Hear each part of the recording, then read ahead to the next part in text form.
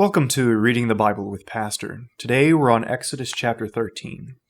Previously we had read about the Passover, how it was implemented, how the Egyptians' firstborn and their livestock were killed, and that the Israelites' firstborn were saved, were spared, were passed over by killing of an unblemished lamb and placing that blood on the doorposts and lintels of their houses. Here we see that they trusted in the Lord, and the Lord counted that to them and passed over them so that they did not receive his wrath that was given to the Egyptians. We begin here in chapter 13 talking about the consecrating the firstborn. So we'll read that.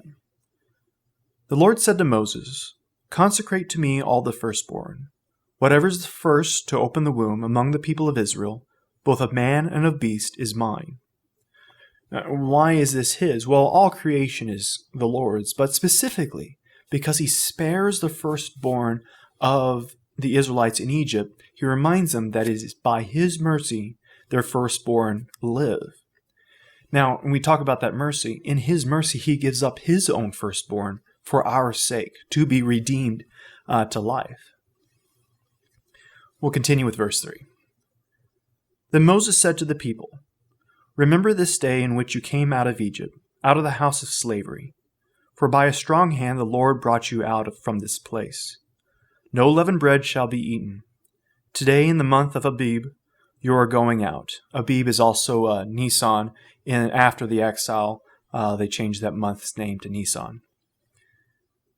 "And when the Lord brings you into the land of the Canaanites, the Hittites, the Amorites, the Hivites, and the Jebusites, which he swore to your fathers to give you, a land flowing with milk and honey, you shall keep this service in this month."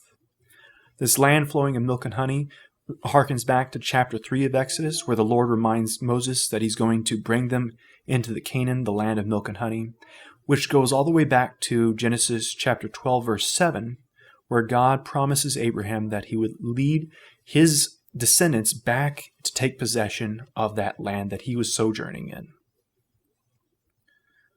Verse 6.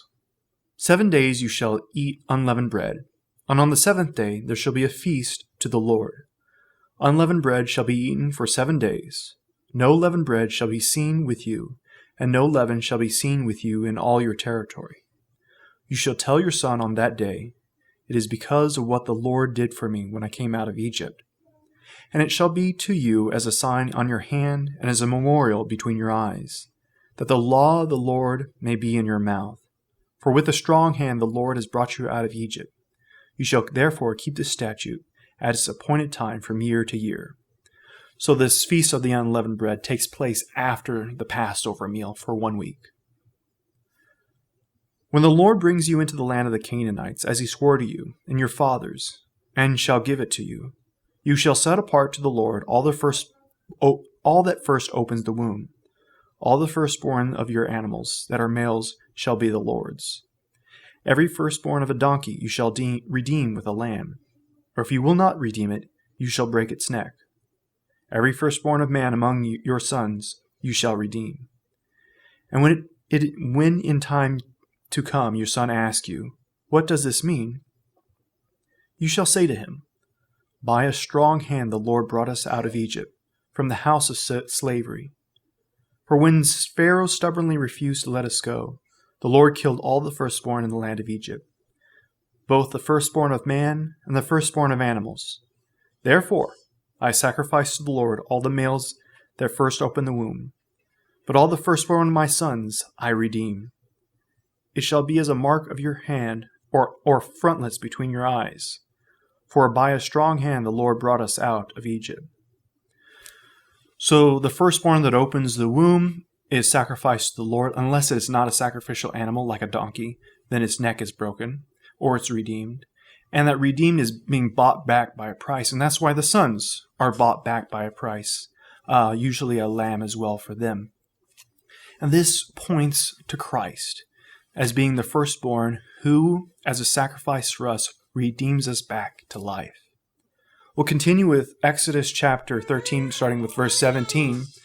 And as always, please subscribe to the channel and share this with others so that they may also read the Bible with Pastor.